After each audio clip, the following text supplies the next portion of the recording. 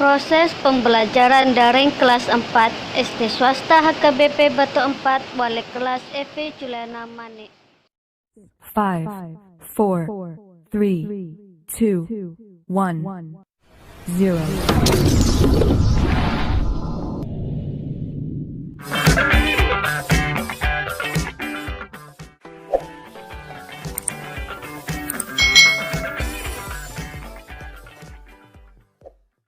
Hari ini kita akan belajar bersama-sama untuk mata pelajaran tematik kelas 4.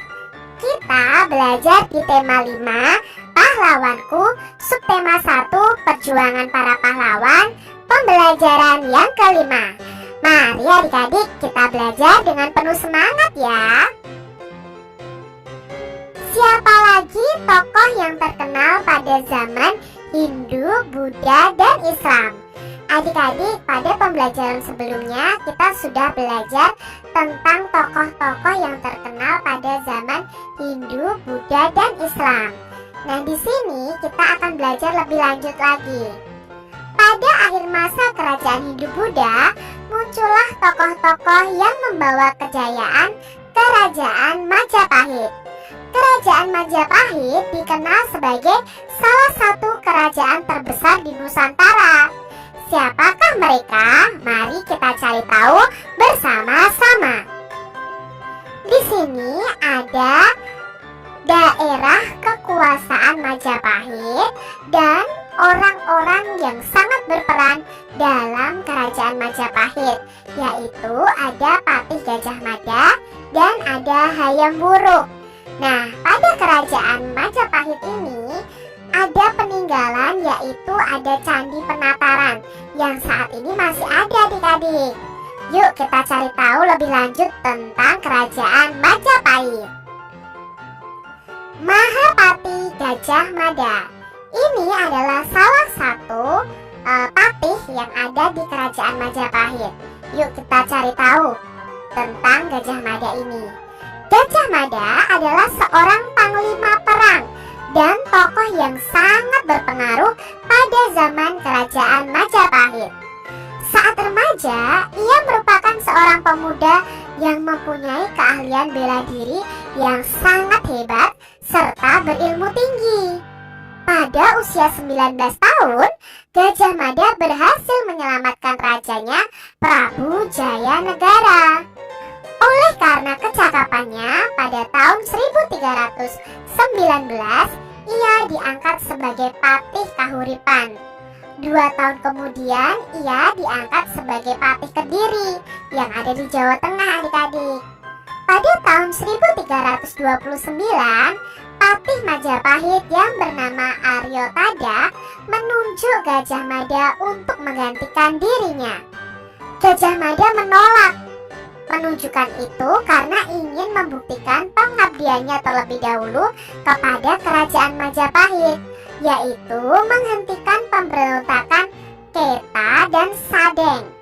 Gajah Mada akhirnya diangkat sebagai Patih Majapahit pada tahun 1334 setelah berhasil menaklukkan Keta dan Sadeng. Pada tahun 1336, Gajah Mada mengucapkan Sumpah Palapa. Apa itu Sumpah Palapa?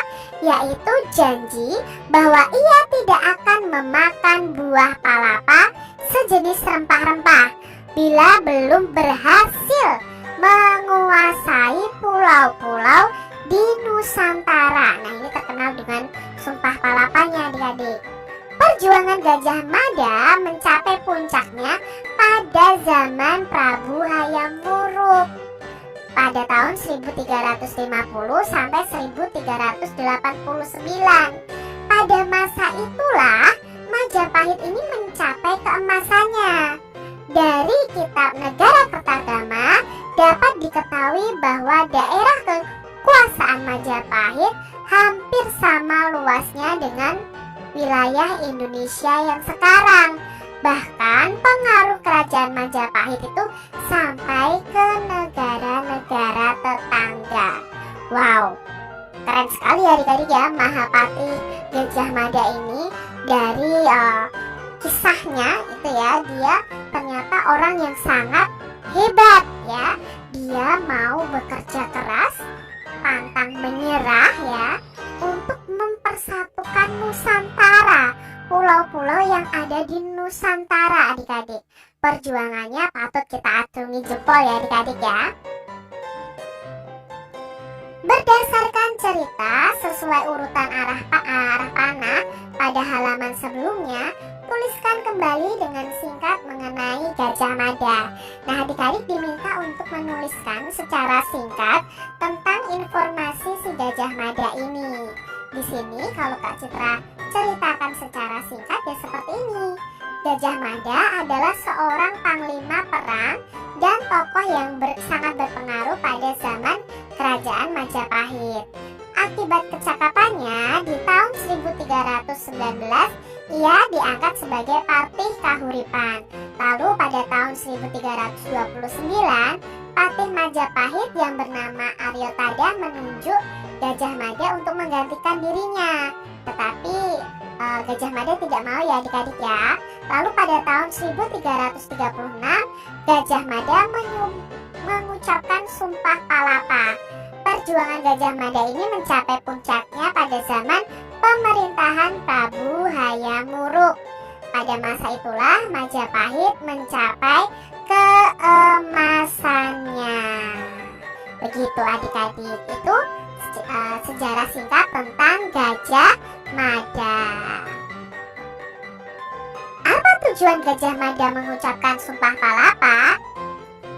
Apa yang diperjuangkan oleh Gajah Mada?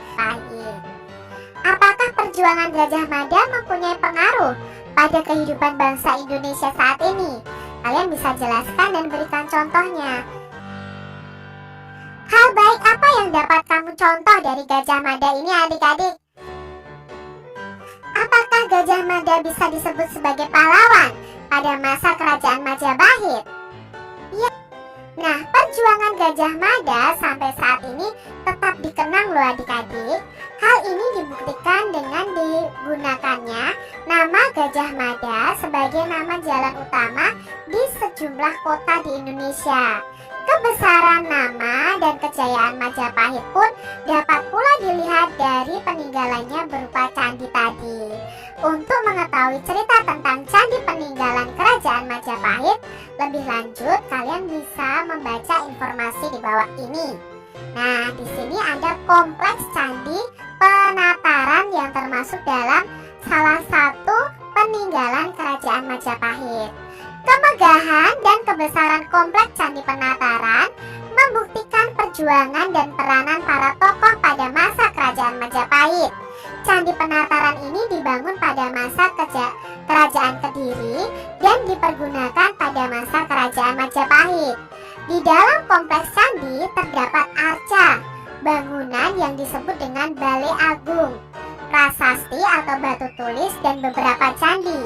Candi-candi ini diantaranya Candi Naga yang berukuran lebar 4,83 meter, panjangnya 6,57 meter, dan tingginya 4,70 meter. Selain itu, terdapat candi yang dianggap paling suci, yaitu Candi Induk. Nah, Candi Induk ini terdiri dari atas 3 teras bersusun dengan tinggi seluruhnya 7,19 meter. Dan Candi Penataran ini masih ada loh adik-adik sampai sekarang. Apa pendapatmu tentang Candi Penataran tadi adik-adik? Nah, Candi Penataran tadi membuktikan peranan dan perjuangan tokoh pada masa Kerajaan Majapahit. Dalam candi tersebut terdapat arca dan prasasti. Candi Penataran sangat indah dan harus dijaga kelestariannya. Gajah Mada adalah tokoh yang memiliki jiwa kepahlawanan yang luar biasa. Tokoh yang pantang menyerah dan tak pernah gentar. Nah, kita juga harus ya adik-adik ya, pantang menyerah dan tak pernah gentar. Banyak cara yang bisa dilakukan untuk menggugah semangat kepahlawanan. Salah satu cara tersebut adalah melalui lagu. Adik-adik pasti tahu ya, lagu Maju Tak Gentar ciptaan Simanjuntak ini. Adik-adik masih ingat ya lagu ini ya. Maju tak gentar, membela yang benar. Seperti itu lagunya. Nah, lagu Maju Tak Gentar ini termasuk lagu perjuangan adik-adik, karya C. Simanjuntak dengan tanda birama 4/4. Apa sih fungsi tanda birama ini? Jadi 4/4 itu artinya setiap birama itu terdapat 4 ketukan dan masing-masing ketukannya itu bernilai 1/4. Dari partitur yang seperti tampak pada gambar ini terdapat tempo marsia. Nah, biasanya di sebuah lirik lagu ya, itu ada temponya adik-adik. Selain ada biramanya, ada penciptanya, ada temponya, yaitu tempo marsia. Tempo marsia itu apa? Tempo marsia itu tempo mars ya, atau tempo gerak jalan. Jadi tetap adik-adik menyanyikannya. Tempo marsia ini berkesan gembira dan tegas. Sedangkan tanda do sama dengan bes adalah nada dasar dari lagu ini. Jadi kalau kalian menciptakan sebuah lagu, kalian harus tahu nada dasarnya apa, lalu ketukannya berapa, partiturnya bagaimana, biramanya bagaimana, temponya bagaimana. Nah, adik-adik, kalau kalian bercita-cita untuk menjadi pencipta lagu nih, kalian harus tahu tentang birama, partitur, tempo, dan nada dasar pada lagu. Demikian tadi adik-adik pembahasan kita di tema 4, tema 5, subtema 1, pembelajaran yang kelima.